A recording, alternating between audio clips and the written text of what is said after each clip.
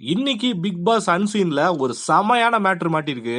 மாயாவும் நிக்சனும் ஒரே பெட்ல உட்கார்ந்து பூர்ணிமாவை பத்தி பேசிட்டு இருக்காங்க.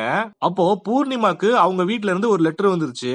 இத படிச்ச நிக்சன், ஆமா இவங்க பெரிய எலிசபெத் மகாராணி, இவங்களுக்கு லெட்டர்லாம் வேற போடுறாங்க அப்படின்னு சொன்னாரு. அது மட்டும் இல்லாம இப்படிலாம் இவங்களுக்கு லெட்டர் போட்டு போட்டே இவங்க ஒரு ஸ்ட்ராங் பிளேயர் அப்படின்னு அவங்கள நம்ப வச்சிருக்காங்க அப்படின்னு சொன்னாரு.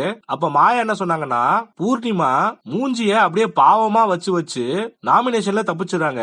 போன வாரம் கூட வீக்கெண்ட்ல காய்ச்சல்னு சொல்லி தப்பிச்சிட்டாங்க.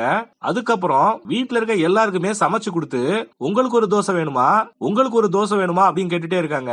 இதனால எல்லாருமே என்ன நினைக்கிறாங்கன்னா, நமக்கு சாப்பாடுலாம் பூர்ணிமா போட்டிருக்காங்க, சோ அவங்கள நாமினேஷன் பண்ண வேணாம் அப்படின்னு நினைச்சு பாவப்பட்டு பூர்ணிமாவை நாமினேஷன் பண்ணாம விட்டுறாங்க. இதையே அவங்களுடைய ஸ்ட்ராட்டஜியா பயன்படுத்திட்டு இருக்காங்க. எனக்கு இது நல்லா புரிஞ்சு போச்சு அப்படின்னு மாயா சொன்னாங்க. அதுக்கு நிக்சனும் என்ன சொன்னார்னா, ஆமா நீங்க சொல்றது கரெக்ட் தான், நான் இந்த வாரம் தான் அதை நோட் பண்ணேன் அப்படின்னு சொல்றாரு.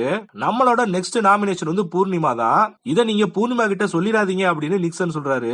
மாயா கூட சேராதீங்க அப்படின்னு நிறைய பேர் பூர்ணிமாக்கு அட்வைஸ் பண்ணியுமே கூட பூர்ணிமா அதை பத்தி கண்டுக்காம மாயா நல்லவங்க அப்படின்னு சொல்லி மாயா கூட இன்ன வரைக்கும் ஃப்ரெண்ட்ஷிப்பா பழகிட்டு இருக்காங்க.